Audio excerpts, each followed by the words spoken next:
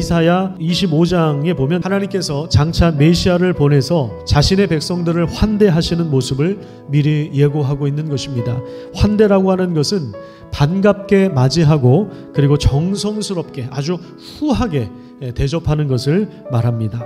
누가복음 15장에 보면 아주 유명한 비유가 세 가지가 나오죠. 세 가지 이야기 속에 공통분모가 있는데 잃어버린 것을 찾았을 때 놀라운 기쁨이 함께 한다는 것입니다. 예수님이 이 세 가지 비유의 말씀을 왜 하셨느냐라고 하는 것입니다. 당시 유대 사회의 관습에 따라서 배제와 혐오와 그리고 편가르기가 일상이 되어버린 그런 계급과 신분이 나뉘어버린 이런 상황 속에서 그 경계를 허물어서 죄인들을 찾아오신 그 예수님의 이야기를 분명하게 보여주는 말씀입니다. 40절에 보면 시몬이라고 하는 이름이 나오죠. 이 시몬은 식사 대접을 했던 바리새인의 이름입니다.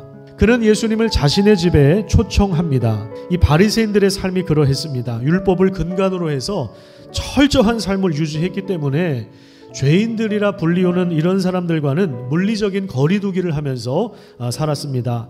식사 대접을 받고 지금 식탁에 앉아있는 예수님의 마음은 상당히 불편했습니다. 왜 그러냐면 바리새인이 예수님을 초대하긴 했지만 전적으로 환대하지 않았기 때문입니다.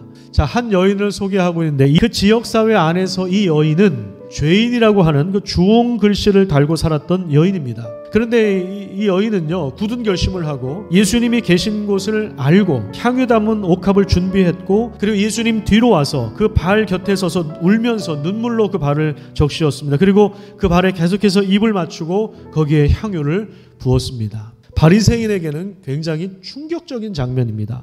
죄인들과 물리적 거리두기를 하면서 살았는데 자신이 평소에 부정한 여인이라고 생각했던 이 여자, 자기가 초대하지도 않았던 이 여인이 속으로 보고 마음에 이르러 이 여인을 판단합니다. 예수님께서 그 마음을 간파하고 이런 질문을 하십니다. 빚주는 사람에게 빚진 자가 둘이 있는데 하나는 500데나리온을 줬고 하나는 50데나리온을 줬는데 갚을 것이 없으므로 둘 다 탕감해 주었으니 둘 중에 누가 그를 더 사랑하겠느냐. 바리새인은 예수님을 자신의 집으로 초청하기는 했지만 적당히 그냥 거리두기를 하고 있었던 것입니다. 오히려 여인이 예수님 앞에 와서 자신의 가장 귀한 것을 깨뜨리고 헌신하고 사랑했던 것입니다. 그 이유를 무엇이라고 이야기합니까? 그의 많은 죄를 예수님이 용서해 주셨기 때문에, 그 빚을 탕감받았기 때문에, 예수님을 사랑하는 마음이 너무나도 많기 때문에 자신의 귀한 것을 깨뜨리면서 그 사랑의 표현을 예수님께 한 것입니다.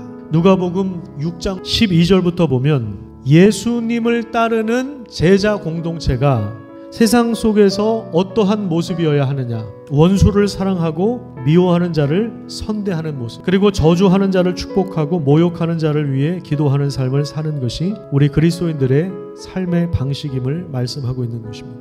자, 이것을 다른 말로 하면 환대의 삶을 살라는 것입니다. 하나님은 우리를 환대하는 분이십니다. 가장 좋은 것으로 대접해 주시는 분이십니다.